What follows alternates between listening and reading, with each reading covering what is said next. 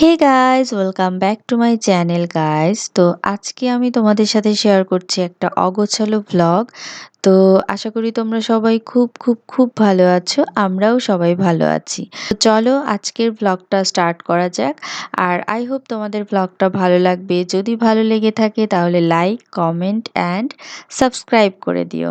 তো চলো পুরো ভ্লগটা আমি তোমাদের সাথে শেয়ার করি।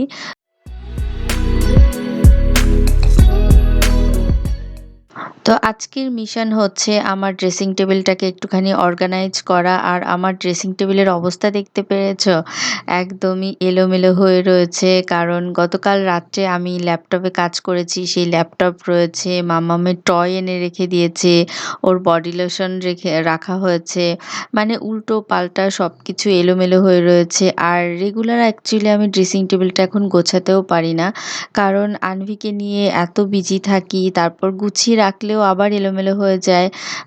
মামামের এটা দরকার ওটা দরকার, ও যেটা দেখে সেটাই নিতে চায়। এই সব কিছু মিলিয়ে সব কিছু এলোমেলো হয়ে থাকে ঘরের। অ্যাকচুয়ালি আমি ঘরটা আগের মতো পরিপাটি করে রাখতে পারি না।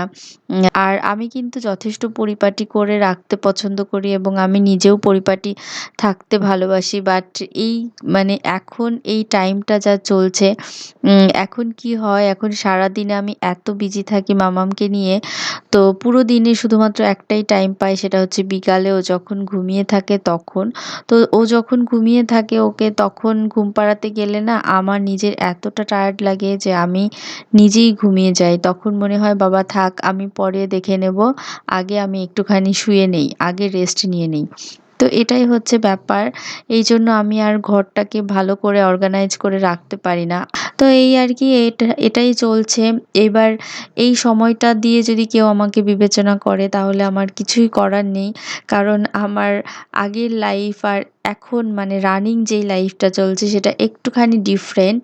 আবার কিছুদিন পরে মানে ১-২ বছর পরে আবার সেই পরিপাটি লাইফে আই হোপ চলে আসতে পারবো।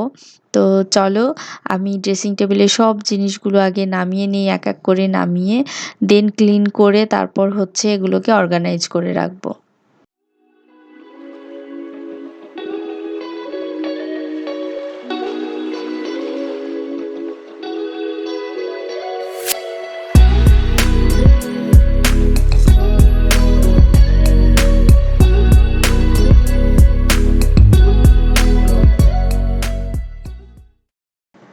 জীবনের প্রতিটা অগোছালো জিনিসকে সুন্দর করে সাজিয়ে গুছিয়ে রাখলে কিন্তু সবই সুন্দর হয়, তাই না? তেমনি সম্পর্কগুলোও যদি আমরা সাজিয়ে গুছিয়ে সুন্দর করে রাখি তাহলে কিন্তু জীবনটা অনেক সুন্দর হয়। কিন্তু একতরফা তো আর সম্পর্ক সুন্দর করে রাখা যায় না। দুদিক থেকেই যদি এফোর্ট দেওয়া হয় তবেই না সুন্দর একটা সম্পর্ক তৈরি হয়। কিন্তু আমরা সবাই এফোর্ট দেওয়া তো দূরের কথা, একজন আরেকজনের যদি দোষ খুঁজে বের করি তাহলে সম্পর্ক সুন্দর তো হবেই না, বরং তিক্ততায় ভরে যাবে। তো যাই হোক, জীবনের প্রতিটা অগোছালো জিনিসকে কিন্তু চেষ্টার মাধ্যমে আমরা সুন্দর করে তুলতে পারি, কিন্তু সেটা সুন্দর করার জন্য তো চেষ্টাটা থাকতে হবে বা ইচ্ছেটা থাকতে হবে। যারা সম্পর্কের মানে বোঝে না, যাদের ভেতরে শুধু নেগেটিভিটি আর নেগেটিভিটিতে ভরা, তাদের কাছে সম্পর্কের মানে বোঝানোর চেষ্টা করা মানে বৃথা চেষ্টা করা। ড্রেসিং টেবিলের ওপর থেকে আমি সবকিছু নামিয়ে এগুলো মুছে পরিষ্কার করে নিচ্ছি, যদিও এখানে কাজের জিনিস একটাও নেই, সবই এলোমেলো উল্টোপাল্টা জিনিস। আর এই যে আমার খুবই পছন্দের দুটো লিপস্টিক, একটা হচ্ছে নাইকার, একটা হচ্ছে কালার বারের, এই দুটো লিপস্টিকই মাম্মাম ভেঙে ফেলেছে। তো একটা রেড কালারের ছিল, একটা পিঙ্ক কালারের ছিল, কিন্তু দুটোরই ডেট বেশি দিন ছিল না, ১-১.৫ মাসের মতো ছিল। তো যাই হোক, কী করার, আর ১-১.৫ মাসই ইউজ করতে পারতাম, তার বেশি আর ইউজ করতে পারতাম না। আর মামামের ওয়াইপসগুলো হচ্ছে সস্তার ১২ অবস্থার মতো হয়ে যাচ্ছে, কারণ ওর ওয়াইপসগুলো আমি এত ইউজ করি, এত ইউজ করি কি বলবো। মানে আমার পার্সোনাল কাজেও আমি ইউজ করে ফেলি, আর ওর কাজে তো আছেই, ওর কাজে তো যা আমার লাগে না তাও আমি ইউজ করি। মানে ওর ওয়াইপসগুলো আমি খুব ভালো করে ইউজ করি সব কিছুর জন্য, সব কাজের জন্য। তো এই আর কি, ওর ওয়াইপস দিয়েই আমি ড্রেসিং টেবিলটা পরিষ্কার করে নিচ্ছি। আর ড্রেসিং টেবিলের ওপরে হচ্ছে আমি সিসি ক্যামেরাটা রেখেছি। কারণ এই সাইডটাতেই হচ্ছে ইলেকট্রিক বোর্ড রয়েছে, অন্য দিকটাতে বোর্ড নেই। আর ঘরে সিসি ক্যামেরা রাখার একটাই উদ্দেশ্য হচ্ছে মাম্মাম যখন ছোট ছিল তখন ওকে রেখে মানে আমাকে কাজ করতে হতো। তো ওকে আমি সারাদিন ঘরে রেখে আমার বেডরুমে ওকে বেডে শুইয়ে রাখতাম। তো তারপরে আমি কাজ করতাম। আর আমি কিচেনে কাজ করতে, করতে ওকে আমি দেখতে পারতাম ফোনে যে ও কি করছে না করছে। ও ঘুমিয়ে থাকলেও আমি সেটাকে ফলো করতে পারতাম। ওইজন্যই সিসি ক্যামেরাটা আমার রাখা। আর এটা রাখাতে আমারও অনেকটা সুবিধা হয়েছে। কারণ আমি বাইরে থেকে কাজ করলেও আমার একটা টেনশন কম থাকে যে না ও কি করছে আমি ফলো করতে পারছি। আর ওর বাবাও অফিস থেকে খেয়াল করতে পারতো যে ও কি করছে না করছে। আর এই যে দেখো অন্ধকার হয়ে গেল না? মানে মাম্মাম উঠে গেছিল। অ্যাকচুয়ালি ও ঘুমোচ্ছিল আর ওই ঘুমানোর ফাঁকেই হচ্ছে আমি কাজ করছিলাম। তো হঠাৎ করে ও কান্না করে উঠেছে বলে আমি লাইটটা অফ করে দিয়ে ওকে আবার ঘুম পাড়ানোর জন্য চলে গেছিলাম বেডে। তো ওকে ঘুম পাড়িয়ে দেন আবার এসে আর কি পরিষ্কার করলাম সবকিছু। আর এভাবেই আমাকে কাজ করতে হয়। কিছু করার নেই। ওইজন্যই আমি ঠিকঠাকভাবে করতে পারি না সবকিছু।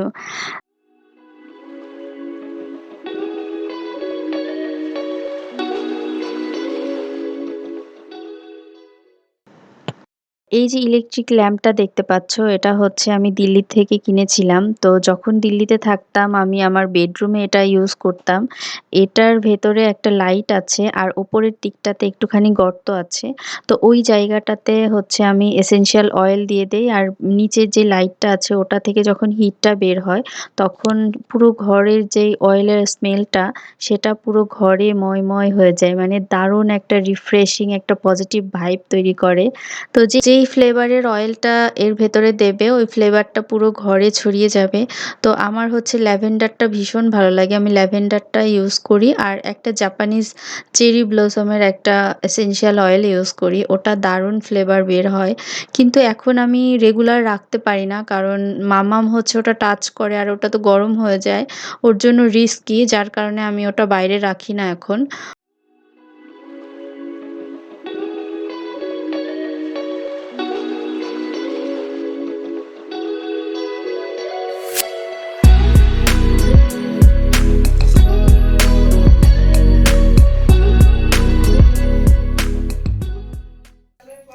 তো কাজের ফাঁকে আমি খাচ্ছি এগ রোল, আর এটা হচ্ছে আমার ননদের বানানো হোমমেড এগ রোল, আর খুব ভালো বানিয়েছে। তো যাই হোক, এটা একটু রিফ্রেশিং এর কাজ করছে।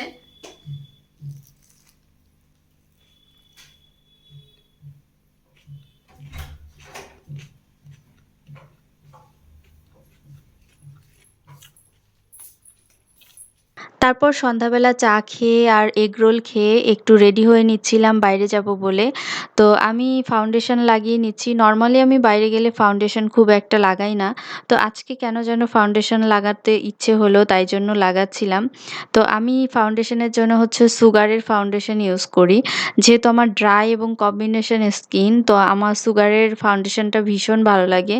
আর এটা আমার স্কিনের সাথে ভীষণভাবে স্যুট করে। যার কারণে এটা আমি ফ্যান হয়ে গেছি। আর সুগারের প্রোডাক্টগুলো তো এমনিতেই অনেক ভালো। তো সুগারের এই ফাউন্ডেশনটা লাগিয়ে নিয়েছি আর তারপর হচ্ছে আমি একটা কম্প্যাক্ট লাগিয়েছি। আর সেটা হচ্ছে কালার বারের। তো এতটা হয়তোবা ভিডিওতে আমি ক্যাপচার করতে পারিনি। তো কালার বারের একটা কম্প্যাক্ট লাগিয়েছি আর ব্লাশ লাগিয়েছি সেটাও কালার বারের। আর তারপর হচ্ছে কাজল লাগিয়েছি আর একটুখানি মাস্কারা। মাস্কারাটা তো আমার ভীষণ ফেভারিট কারণ এটা ভীষণ লং আর ভলিউম একটা ইফেক্ট দেয়। তো তারপর আমি একটুখানি একটা নিউড লিপস্টিক লাগিয়ে নিয়েছি। এটা হচ্ছে সুগার পপের একটা লিপস্টিক।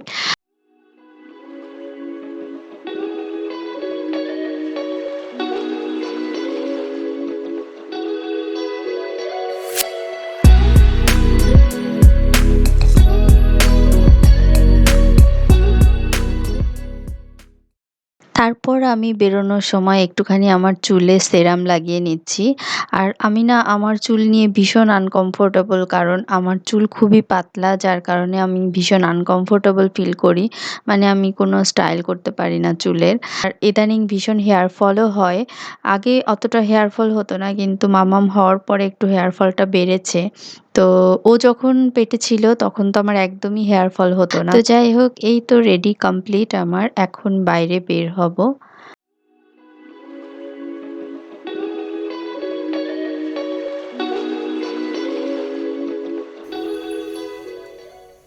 তো যাই হোক, রেডি-টেডি হয়ে একটু বাইরে ঘুরে তারপর চলে এসেছি আবার বাড়িতে। তো আজকের মতো ভ্লগটা আমি এখানেই শেষ করছি। দেখা হবে নেক্সট ভ্লগে। ততক্ষণ পর্যন্ত তোমরা সবাই খুব ভালো থেকো। আর আমার ভ্লগটা যদি ভালো লেগে থাকে তাহলে প্লিজ লাইক করে দিও, কমেন্ট করো অ্যান্ড সাবস্ক্রাইব করে দিও আমার চ্যানেলটা।